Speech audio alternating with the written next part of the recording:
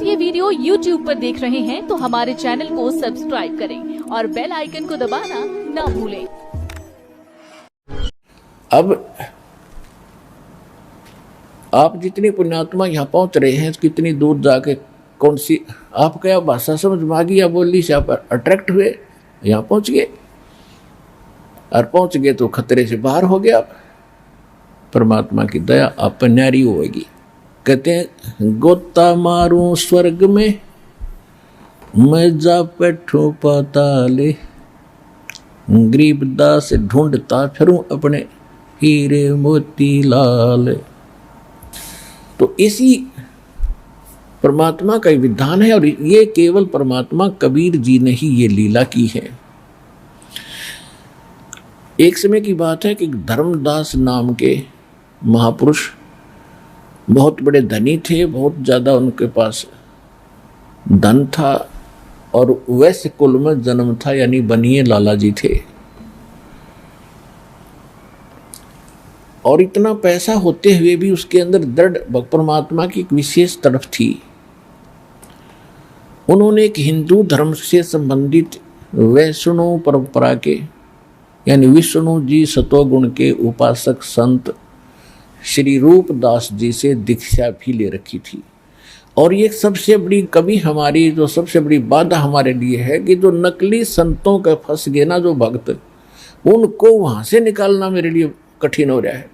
और वैसे सिंपल जैसे हम पहले कहीं फंसे नहीं थे, वैसे अपने आप मंदिर में चले गए, अपने आप को व्रत रख लिया, कोई राम राम कर लिया, कोई गीता का पाठ कर लिया, तो हम थे न्यूट्रल से। तो हमने जल्दी असर हो गया हमारा इन बातों का, सच्चाई देखी सदग्रंथों में, तो हम सीधे जल्दी लग गए। जो किसी गुरु के फंसा हुआ है तो वो पहले जाता है अपने गुरु जी से पूछेगा कि गुरु जी मैंने ऐसे सुना, वो संत ऐसे कह रहा था। और वो नकली सामने देख भी लेगा, उसके आगे उसकी महिमा अड़ जाती है, उसकी स्वार्थ हट जाता है, और उसको ये मालूम है कि जो मैं कहूँगा ये चेला सारी सच्ची मानेगा। तो वो जानबूझकर उनको गुमराह कर देते हैं, तो वो फिर सच मान लेते हैं। भाई गुरु जी की बात तो गुरु जी जानते होंगे, हमें क्या पता। तो सबसे बड़े इस मार्ग में जो बाधक है ये गुरु है जो नकली है। बाकी जो न्यूट्रल से वो तो अपने आप फटाफट आ रहे हैं। हाँ भी बिल्कुल सच है, सामने प्रमाण है, वेद गीता में हम पढ़ ले, हम खुद पढ़ सकते हैं, बालक थोड़े हैं, हम शिक्षित किए भगवान ने। तो वो जल्दी आ रहे हैं। और ठीक है, कोई अच्छी किस्मत वाला है, उनके गुरुओं को फंस रहा है, बुद्धिमान व्यक्ति है, प्रमाण देख लेता, वो आता है। ऐसे भी आ रहे हैं, लेकिन वो संख्या में बहुत कम है। तो ऐसे ही रूपदास नाम के एक वैष्णव परंपरा के संत से उसने नाम भी ले रखा था, दीक्षा भी ले रखी थी। क्योंकि ये तो एक आम धारणा है भगत समाज में, खास करके गुरु बिन बात बने नहीं, गुरु बिन मोक्ष हो नहीं सकता। पर यह भी ना समझ में आती है कि गुरु भी गुरु हो, नकली से बात नहीं बनेगी। पासपोर्ट है तो ओरिजिनल हो, विदेश जाने के लिए पक्की बात है, पासपोर्ट बिना जा ही नहीं सकते। और फिर वीजा लग गए, तो पासपोर्ट भी असली हो, गुरु जी भी असली हो, शिक्षा दीक्षा भी असली हो, ओरिजिनल हो, तब वो बात सही है। लेकिन नकलियों को भी हमने उसी कैटेगरी में ले लिया, असली वाली में। इसका कारण ये था कि हम पहचान नहीं कर पा रहे थे। अब दास ने पहले पहचान कराई आपको संत और असंत की, और बुद्धिमान समाज धीरे धीरे इधर आकर्षित होगा, अग्रसर भी होगा, समझेगा, रहा होगा, अपना पीछा छुड़वाओ। तो उस रूपदास जी ने जैसा भी हम पहले सभी करते थे, ओम नमः भगवते वासुदेवाय, ओम नमः शिवाय, ओम ओम जाप करो। और जैसे विष्णु जी का सहस्रनामा, एकादशी का व्रत और जन्माष्टमी का व्रत, सोमवार मंगलवार का कोई ना कोई एक व्रत, और तीर्थों पे भ्रमण करना, गीता जी का नित्य पाठ करना, तो इस तरह की वो साधना बताते थे। तो ऐसे ही वो गुरु थे, उन्हीं से थोड़ा बहुत ज्ञान हमने किसी से सुनकर हमारे पास था। भले हमने गुरु नहीं बना रखे थे, पर चलती बातों से ये अवश्य होता था गुरु हो। लेकिन गुरु हमने कोई बनाया नहीं, वह ध्यान नहीं गया, तो पूजा हम कर ही रहे थे। तो भगत समाज में जो ज़्यादा अग्रसर हैं वो सबसे पहले गुरु ही बनाते हैं।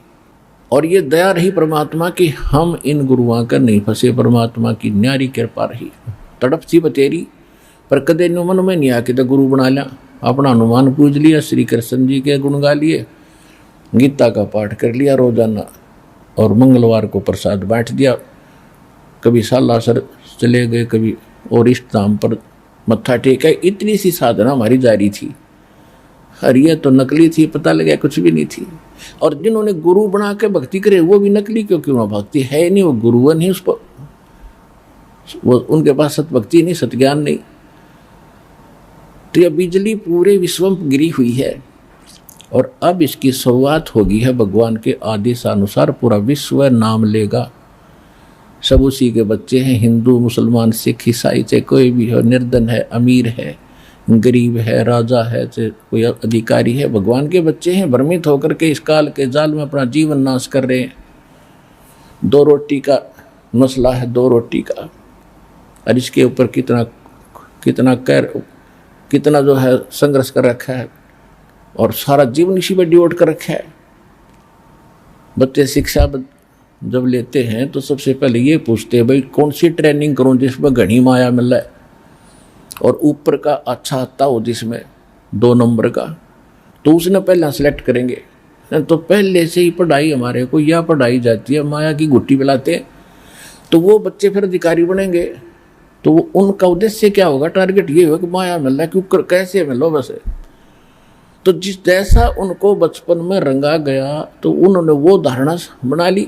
अब हम उससे हटाएंगे और विद प्रूफ हटाएंगे और सच्चाई से परिचित कराएंगे, तो धीरे धीरे वो वापस भी हटेंगे। जहर कौन खाओगा जो पता लगे इसमें जहर है। तो दास का उद्देश्य है पूरे विश्व को सुख दे, शांति दे, माया की तड़फ, माया के जो संग्रह करने में जीवन नाश कर रहे हैं इससे हटाएं। माया भी भगवान देगा। अगर जीव अपने प्रयत्न से सेठ बन जाते, सभी प्रयत्न करें, सभी इच्छा करते, सुबह उठते सभी जाते हैं, आज इतना बेनिफिट हो, मैंने बेनिफिट की बजाय हानि हो जाती है, तो हम बिल्कुल परमात्मा के उस विधान से दूर हो गए, भूल गए उसको। और इसका कारण रहा ये नकली संत स्वार्थी ने आप ज्ञान नहीं था, औरों को दीक्षा देने लगे, शिक्षा देने लगे। कबीर साहब कहते हैं औरों पंथ बताओ ही आप न जाने रा, औरों ने मार्गदर्शन कर रहे हैं, गाइड बन गए, और आपको खुद पता नहीं जाना कहाँ है। तो ऐसे इन्होंने हमारा बैठा दिया। तो धर्मदास जी अपने गुरुदेव के आदेश अनुसार, उस समय उसकी आयु लगभग 67 साल की वर्ष की होगी थी, 67 साल के आसपास, 67 साल के आसपास बता रहे हैं। और वो साधना करता हुआ, जैसा गुरुजी ने बताया था, मथुरा के अंदर चले गए। मथुरा,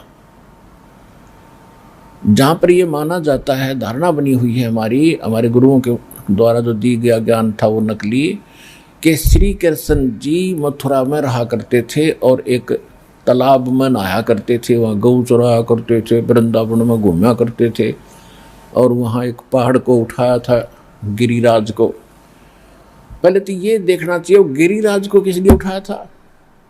देवी देवताओं की पूजा श्री कृष्ण जी ने बंद करवाई थी, और जिससे देवी देवताओं ने कंप्लेंट करी किसके आगे, देवी देवताओं के राजा इंद्र के आगे।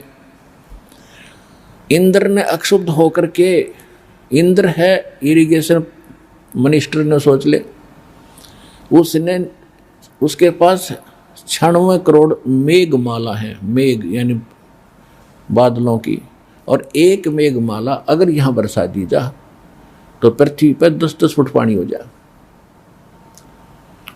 उसने इस क्रोध में कि मेरी पूजा बंद करवा दी, और कृष्ण जी अपनी पूजा नहीं कराते थे, एक कहते भगवान की पूजा करो, जिस कारण से उस ब्रज को डबोने के लिए मूसलधार वर्षा शुरू कर दी। श्री कृष्ण जी ने वो पहाड़ उठा लिया।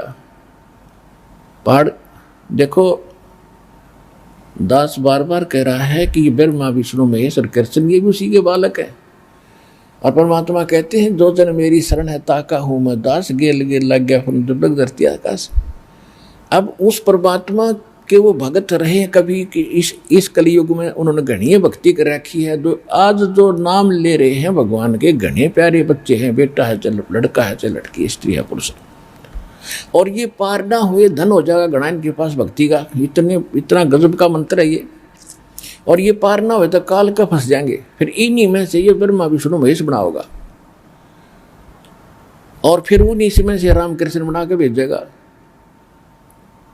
अब उन पर जो आपत्ति आवेगी तो वो तो उसके बच्चे हैं जो पहले कभी उसके साथ मालिक के बच्चे थे, उसको मालूम है इसने डले डोलिए, तो वहाँ भी रक्षा वो करेगा ही करेगा, क्योंकि वो उसकी प्यारी आत्मा है।